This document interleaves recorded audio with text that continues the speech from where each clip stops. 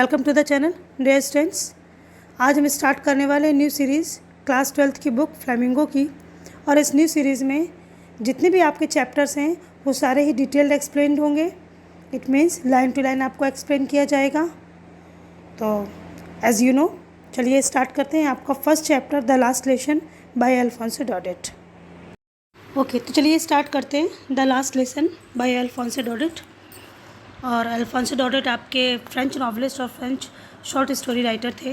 और इनकी जो डेट ऑफ बर्थ है वो है 1840 और जो डेट ऑफ डेथ है वो है 1897। जो ये चैप्टर है आपका, ये फ्रेंच के दो डिस्ट्रिक्ट हैं एल्सेस और लॉरेन, उनके इर्द गिर्द घूमता है जो स्टोरी इस चैप्टर में। और जब ये स्टोरी लिखी गई थी तब उस टाइम पर फ्रेंच और प्रशियन वार हुआ था। फ्रेंको प्रशियन वार का मतलब फ्रेंच की सेना थी और प्रशियन सेना थी। प्रशियन सेना में आपके 3 कंट्रीज़ आ जाती हैं, जर्मनी, पोलैंड और ऑस्ट्रिया के कुछ पार्ट्स हैं। इनको मिलकर के जो एक आर्मी बनी थी वो थी प्रशियन। और जो इनके बीच में युद्ध हुआ था वो हुआ था 1870 और 1871 के बीच में, यानी लगभग 1 साल चला था। इस युद्ध में जो जर्मन्स थे वो जीत गए थे और जर्मन को जो लीड करने वाला था वो था बिस्मार्क। जब जर्मन जीत गए तो उन्होंने क्या किया कि जो फ्रेंच के जो डिस्ट्रिक्ट थी एल्सेस और लॉरेन, ये दोनों का अधिकार फ्रेंच लोगों के हाथ से छूट करके जर्मन्स के हाथ में चला गया। और वहाँ पर फिर वहाँ के लोगों की सोच में, वहाँ के लोगों के रहने सहने में और जो वहाँ के स्कूल थे उनमें क्या इफ़ेक्ट पड़ा इसके बारे में। तो चलिए स्टार्ट करते हैं अपना first chapter. I started for school very late that morning and was in great dread of a scolding. मैंने उस दिन सुबह बहुत देर कर दी थी स्कूल जाने के लिए उस मॉर्निंग, लेकिन मैं बहुत जल्दी में था और मुझे कहीं ना कहीं डर लग रहा था कि अब मुझे डांटा जाएगा।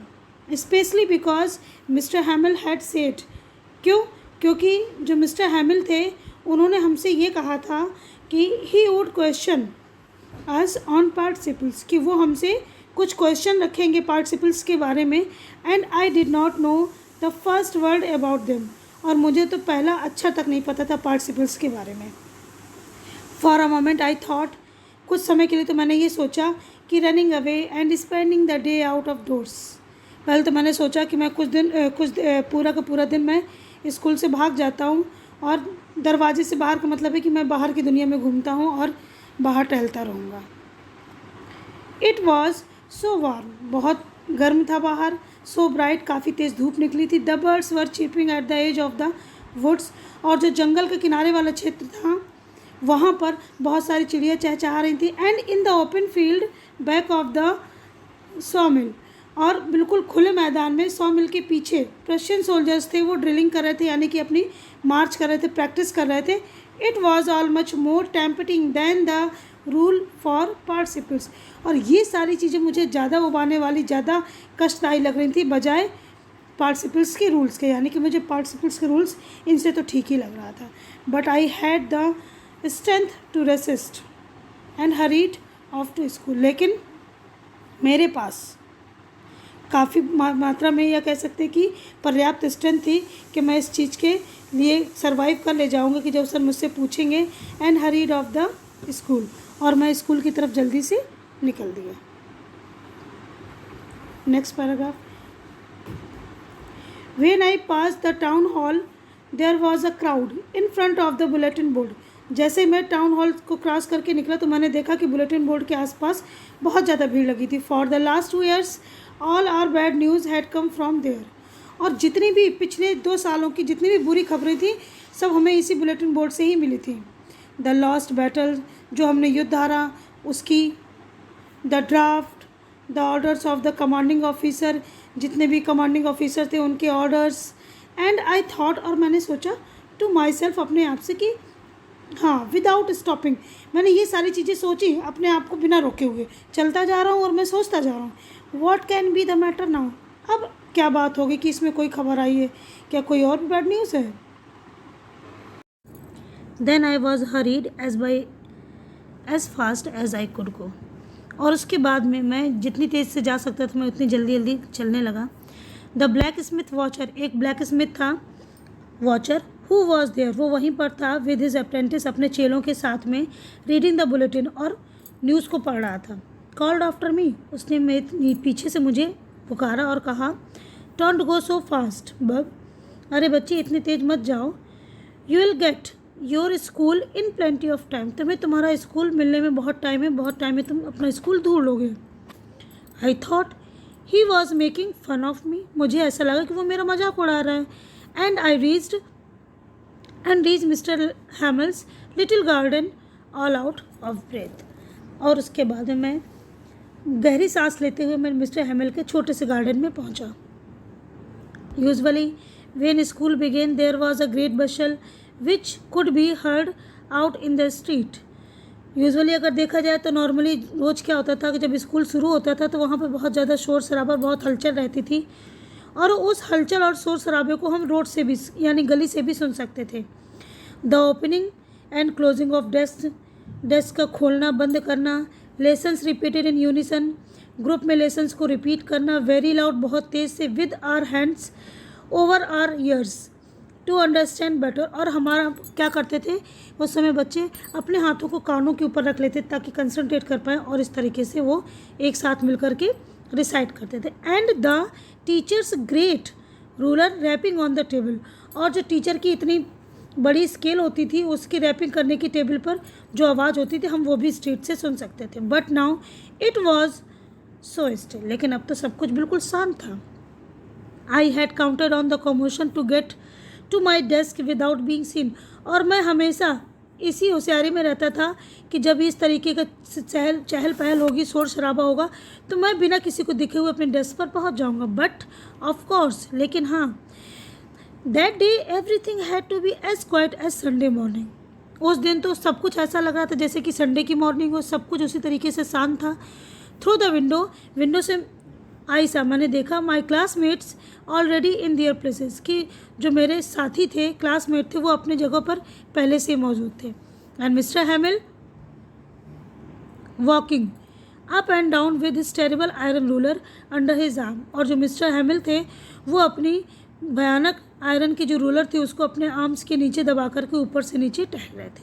आई had to open the door and go in before everybody, मुझे गेट खोलना पड़ा और सबके सामने जाना पड़ा। You can imagine how I blushed, आप ये कल्पना कर सकते हो कि मैं कितना शर्माया हुआ, कितना सकुचाया हुआ था। And how frightened I was, और मैं कितना ज़्यादा भयभीत था। बट नथिंग हैपेंड, लेकिन कुछ भी नहीं हुआ। Mister Hamel saw me and said very kindly, mister Hamel ने मुझे देखा और कहा बड़े ही दयापूर्ण तरीके से, go to your place quickly little Franz, नन्हे फ्रांज तुम अपनी जगह पर जल्दी जाओ। We were beginning without you, हम तो तुम्हारे बिना ही शुरू करने वाले थे।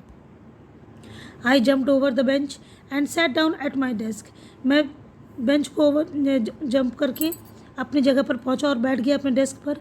नॉट टिल देन, और तब तक जब तक कि ना, when I had got a little over my fright, कि मैं अपने डर पर बिल्कुल भी काबू नहीं पा पाया था।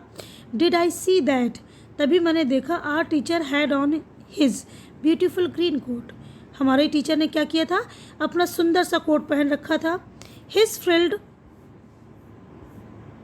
Shirt and the little black silk cap, और उन्होंने अपने ऊपर बढ़िया अच्छी सी फ्रिल वाली शर्ट पहन रखी थी और ब्लैक कलर की छोटी सी सिल्क कैप लगा रखी थी, ऑल एम्ब्रॉयडर्ड, और ये सब कुछ कढ़ी हुई थी।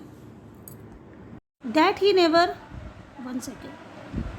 Never wore except on inspection and prize days, और नॉर्मली जो इस तरीके की ड्रेस थी वो सिर्फ दो ही तरीके के दिनों में पहनते थे, या तो कोई प्राइज डे फंक्शन हो या फिर कोई इंस्पेक्शन डे हो तब। Besides the whole school seemed so strange, और इसी के साथ पूरा स्कूल एकदम बिल्कुल अजीब सा लग रहा था, एंड सोलम, और बहुत ही खाली खाली लग रहा था, एकदम ऐसा कह सकते कि विचित्र सा लग रहा था, बिल्कुल अकेला अकेला सा। But the thing that surprise me most, लेकिन जिस चीज़ ने मुझे सबसे ज़्यादा सरप्राइज किया वो क्या था, वॉज टू सी, ये देखना कि ऑन द बैक बेंचेस, जो हमारे बैक बेंचेस थी, दैट वर ऑलवेज एम्प्टी, जो हमेशा ही खाली रहती थी। The village people sitting quietly like ourselves, हमारे तरीके से वहाँ पर विलेज के लोग जो थे वो बड़ी शांति से बैठे हुए थे। ये मुझे सबसे ज़्यादा अजीब और सबसे ज़्यादा चौंकाने वाली बात लगी। Old Hauser with his 3 cornered hat old Hauser यानी कि बुजुर्ग जो हाउसर थे वो बैठे हुए थे और उन्होंने अपनी 3 कॉर्नर वाली हैट पहन रखी थी। द फॉर्मर मेयर, पहले के जो पूर्व जो मेयर थे वो बैठे हुए थे। द फॉर्मर पोस्ट मास्टर, जो पूर्व पोस्ट मास्टर थे वो भी बैठे हुए थे। एंड सेवरल अदर बिसाइड्स, और अगल बगल में और भी कई लोग बैठे हुए थे। एवरीबडी लुक्ड सैड, सभी लोग बहुत दुखी दिख रहे थे। And Hauser had brought an old primer, primer का मतलब होता है जो रेफरेंस बुक होती है पुरानी, उन्हें बोलते हैं। तो उन्होंने, जो मिस्टर हाउसर थे, उन्होंने अपनी ओल्ड वाली जो उनकी पुरानी जो प्राइमर बुक थी वो अपने साथ में लिए हुए थे। थम्ड एट द एजेस, और उन्हें अपने अंगूठे को उसके किनारे पर लगा रखा था। And he held it open, और उसको खोल कर रखा हुआ था। ऑन हिज नीज, अपने घुटनों पर। With his great spectacles lined across the pages, और उनके जो ग्रेट का मतलब यहाँ पर जो उनके स्पेक्टिकल्स थे, जो उनका चश्मा था, वो उन्हीं पेजेस के बीच में खोलकर, जो खुले पेजेस थे उन्हीं के बीच में रखा हुआ था। While I was wandering about it all, Mr. Hamill mounted his chair. जब मैं इन सब चीज़ों की देख रहा था, आगे पीछे घूम रहा था कि सारी चीज़ें कैसी विचित्र लग रही, कितनी स्ट्रेंज लग रही हैं, तभी मिस्टर हैमिल अपने चेयर पर बैठ गए, विराजमान हो गए। And in the same grave gentle tone which he had to used to me, हाँ, और उसी गंभीर आवाज़ में, उसी शानदार आवाज़ में और सिंपल सी साधारण आवाज़ में उन्होंने बोला, जो कि हमेशा मेरे लिए वो यूज़ करते थे। उन्होंने कहा, माई चिल्ड्रन, मेरे बच्चों, this is the last lesson I shall give you, ये आखिरी लेसन है जो मैं आपको आज सिखाऊंगा। The order has come from Berlin to teach only Germany, अब यहाँ पर जर्मन यहाँ लैंग्वेज की बात की गई है। In the schools of Alsace and Lorraine, वो यहाँ पर ये कह रहे हैं कि बच्चों, आज मैं आपका आखिरी लेसन ले रहा हूँ, और जो बर्लिन है, राजधानी है आपकी जर्मनी की, वहाँ से ये ऑर्डर आया है कि एल्सेस और लॉरेन के स्कूल में सिर्फ जर्मन लैंग्वेज में ही पढ़ाया जाएगा।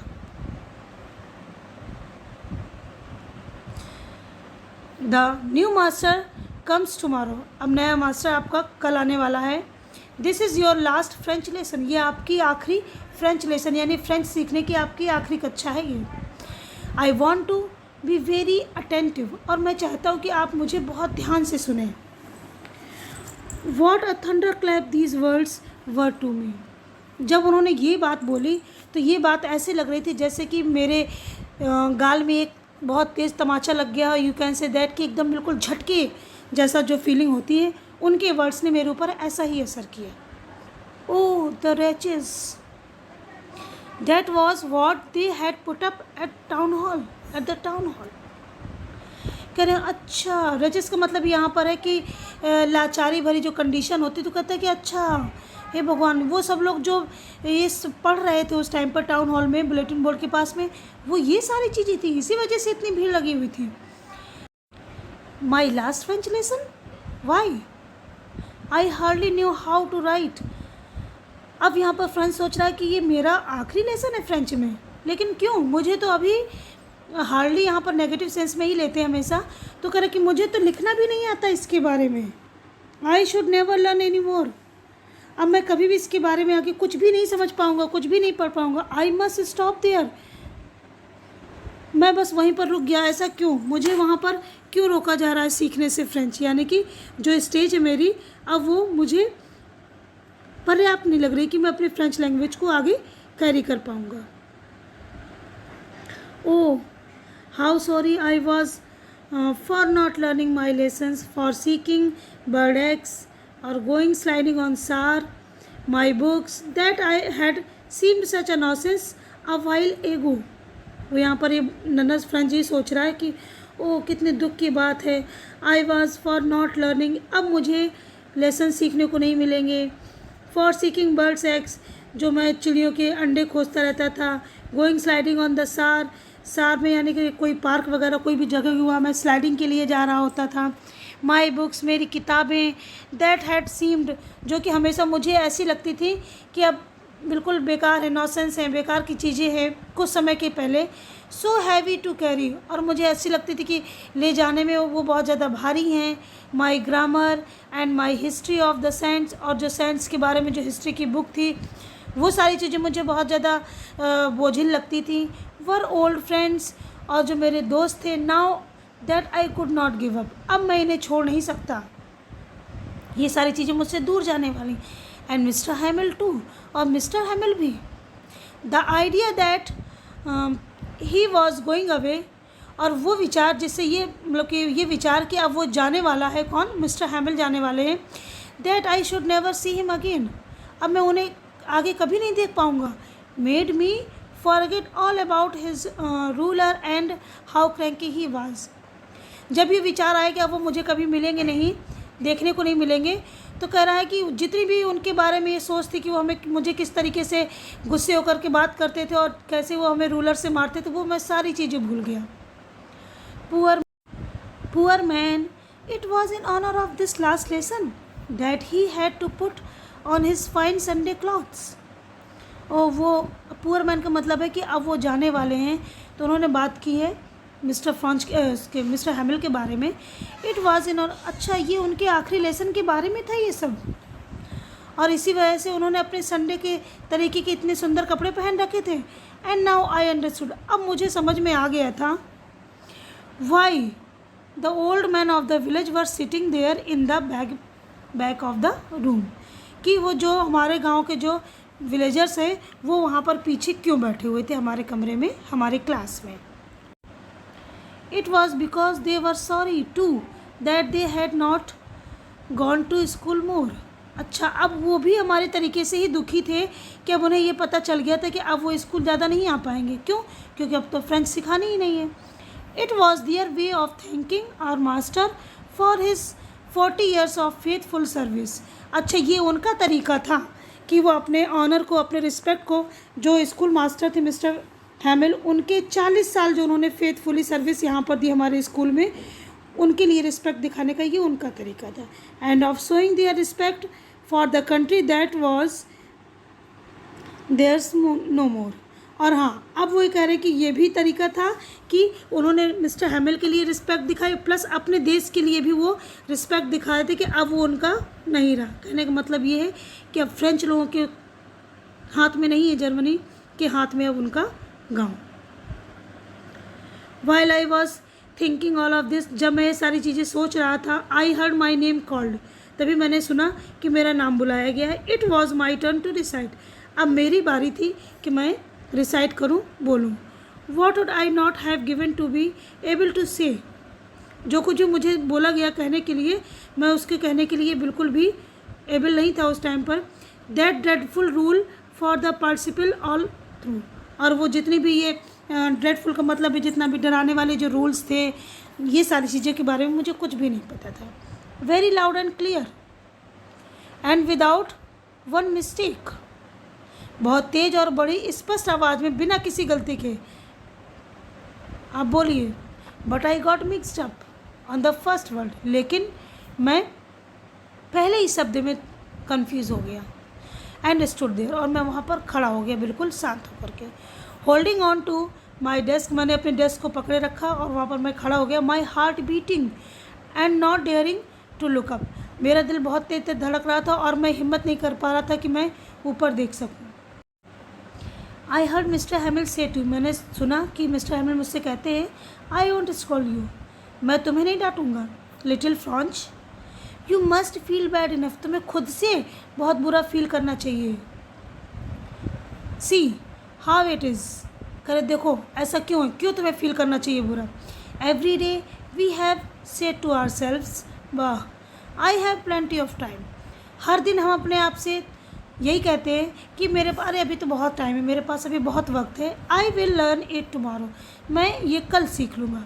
एंड नाउ यू सी, अब तुम ये देखते हो कि where we have come out, कि देखो अब हम आकर कहाँ आ गए हैं, यानी कि अब तुम्हारे पास सीखने के लिए वक्त ही नहीं है। That's the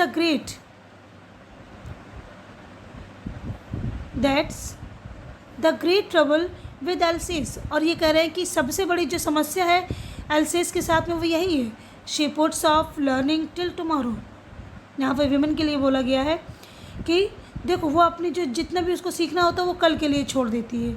now those fellows out there will have to right to say to you, now those fellows, और वही सारे लोग हैं वो यहाँ पर ये अधिकार रखते हैं ये तुमसे कहने की, कि क्या कहने की, how is it you pretended to be Frenchman. ये क्या है? तुम ये ढोंग रच रहे हो कि तुम फ्रेंचमैन हो। तुमने आज तक फ्रेंच सीखी क्या?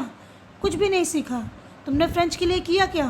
तो ये जो तुम कहते हो कि तुम फ्रेंच हो, तो ये सब ढोंग है। And yet you can neither speak nor right. और देखो, तुम तो अभी तक ना तो बोल सकते हो और ना ही लिख सकते हो अपनी खुद की लैंग्वेज को। But you are not the worst. लेकिन तुम सबसे बुरे नहीं हो French. Poor little French.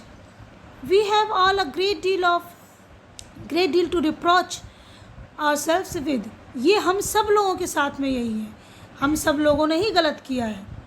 Your parents were not anxious enough to have you learn. पहली बात है, जो तुम्हारे पेरेंट्स थे वो पर्याप्त रूप से इस चीज़ के लिए अवेयर नहीं थे कि वो तुम्हें सीखने के लिए तैयार करते। They prefer to put you to work on a farm at the mills और एट द मिल्स। कहने कि वो तो इसी चीज़ को ज़्यादा प्रेफर करते थे कि तुम्हें या तो किसी फार्म के लिए काम के लिए भेज दिया जाए या फिर मिल्स के लिए। क्यों? So as to have a little more money, ताकि और ज़्यादा पैसा कमाया जा सके। एंड आई, और मैं, अगर मैं अपनी बात करूँ, ये मिस्टर हैमिल अपने बारे में भी बोल रहे हैं। I have been to blame also. मैं अपने आप को भी ब्लेम करता हूँ। क्यों?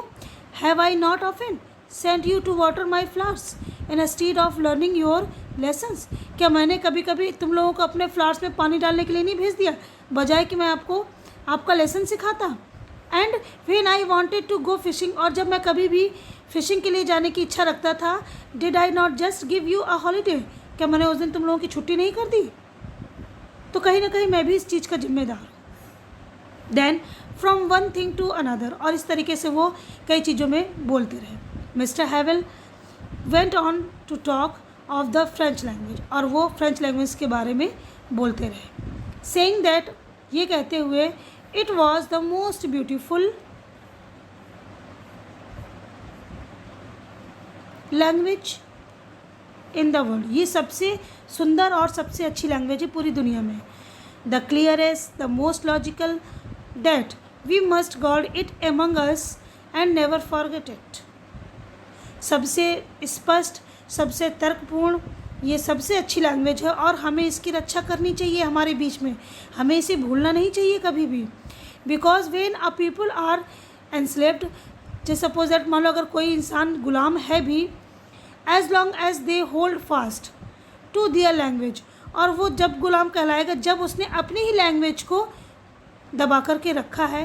It is as they had the key to their present, और अगर उसने अपनी लैंग्वेज को ही दबा कर रखा है तो हम ये कह सकते हैं कि वो जिस पिंजरे में बंद है उस पिंजरे की चाबी उसी के पास। यानी कि अगर हमने अपनी लैंग्वेज के लिए अपोज नहीं किया, अपनी लैंग्वेज को हमने अगर भुला दिया, तो फिर इसका मतलब है कि कहीं ना कहीं उस जेल में रहने के हकदार हम ही हैं और रीज़न भी हम ही हैं।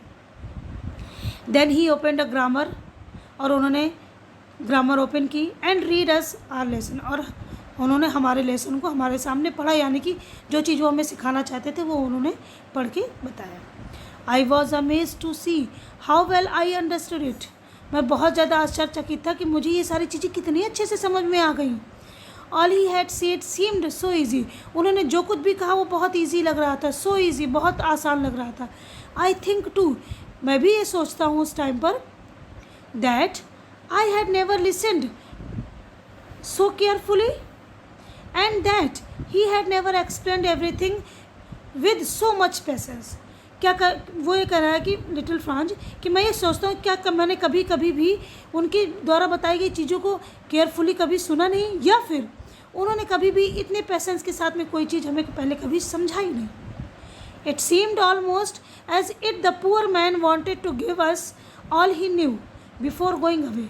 ये सारी चीज़ें ऐसे लग रही थी देखने में जैसे वो शख्स यानी मिस्टर हैमिल यहाँ से जाने के पहले वो सारी चीज़ें हमें देना चाहते हों, बताना चाहते हों, एंड टू पुट इट, और हमारे अंदर वो सारी चीज़ें डालना चाहते हों, all into our heads at one stroke. यानी कि जो उनका ज्ञान है वो ज्ञान वो इस तरीके से हमें आज बता रहे थे कि वो अपने सारे ज्ञान को एक ही क्लास में हमारे दिमाग में डालना चाहते हैं।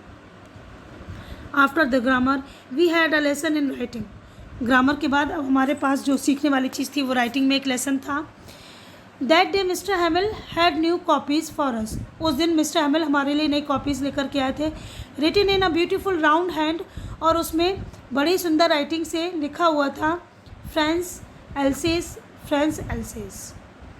They looked like little flags floating everywhere in the school room, hung from the rod at the top of our desk. ऐसा लग रहा था कि वो वर्ड्स ऐसे लग रहे थे जैसे छोटे छोटे फ्लैग हों जो हमारे क्लासरूम में हर जगह फ्लोटिंग कर रहे हों, उड़ रहे हों, तैर रहे हों और हमारे डेस्क के ऊपर टंगे हुए हों. You ought to have seen how everyone set to work and how quiet it was. तुम्हें ये सीखना चाहिए कि सभी लोग किस तरीके से अपने काम में बिजी थे और सब कुछ कितना शांत था. The only sound was scratching of the pens. और उस समय जो आवाज़ आई थी वो सिर्फ ये आवाज़ थी कि पेनों के चलने की आवाज़, scratching of the pens over the paper. Once some beetles flew, कुछ बीटल्स यानी जो कीड़े मकोड़े होते हैं वो अंदर उड़ कर के आगे, but nobody paid any attention, लेकिन किसी ने भी उनके ऊपर ध्यान नहीं दिया. Not even the littlest one, और ना ही छोटे बच्चों तक ने ध्यान दिया. Who worked right on the tracing their fish hooks as if that was French too. और वो ये कह रहे हैं कि वो जो छोटे बच्चे थे वो सिर्फ फिश हुक को ट्रेसिंग पेपर में उसे ट्रेस कर रहे थे, उन्होंने तक बीटल्स को ध्यान नहीं दिया.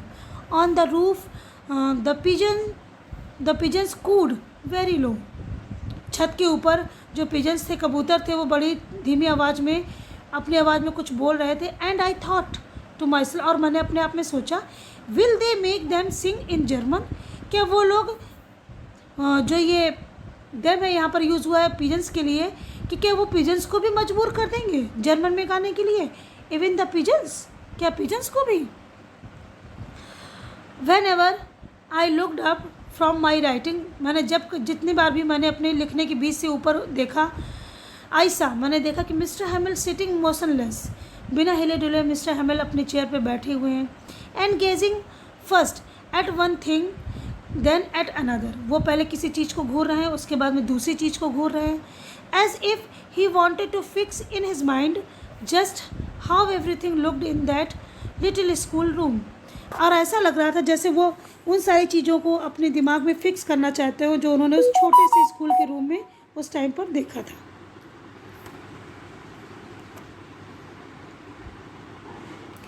Fancy, for 40 years he had been there, the same place. कल्पना कीजिए, बिल्कुल ये काल्पनिक है कि किसी ने अपने 40 साल वहाँ पर गुजार दिए उसी जगह पर. With his garden outside the window, खिड़की के बाहर देखें तो जो उनका गार्डन था उन्होंने अपना बनाया हुआ था.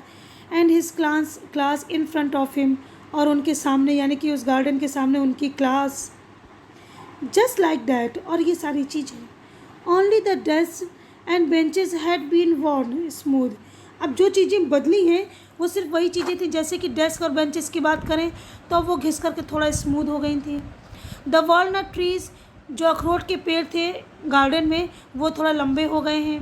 And the hope wine that he had planted himself, और वो होप वाइन की बेल जो उन्होंने खुद लगाई थी, twined about the windows to the roof. उसने क्या किया था, विंडोज़ में राउंड शेप में अपने आप को ट्वाइन करके या ट्विन करके रूफ तक पहुंच गई थी.